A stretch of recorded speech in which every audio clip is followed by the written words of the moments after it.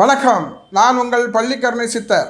சிம்ம ராசி அன்பர்களே, உங்கள் ராசிக்கு 8வது வீட்டிற்கு சனி பகவான் வர இருக்கிறார். எனவே சிம்ம ராசி அன்பர்கள் எல்லாம்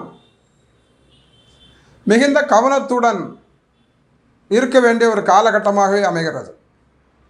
இரவு நேர பயணங்களை தவிர்ப்பது நல்லது. யாருக்கும் வாக்குறுதியை அளிப்பது தவறு. இந்த காலகட்டங்களில் கணவன் மனைவிக்குள் கருத்து வேறுபாடுகள் ஏற்படுகிற ஒரு காலமாகவே அமைகிறது.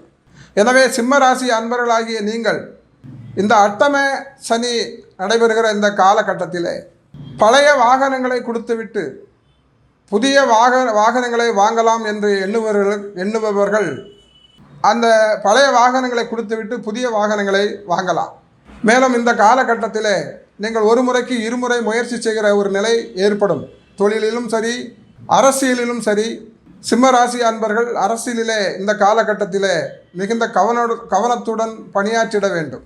எனவே சிம்மராசி அன்பர்களாகிய நீங்கள் தினமும் காலையிலே சூரிய பகவானை வணங்கி ஏழைகளுக்கு அன்னதானம் வழங்கி வர உங்கள் துன்பங்கள் எல்லாம் விலகும்.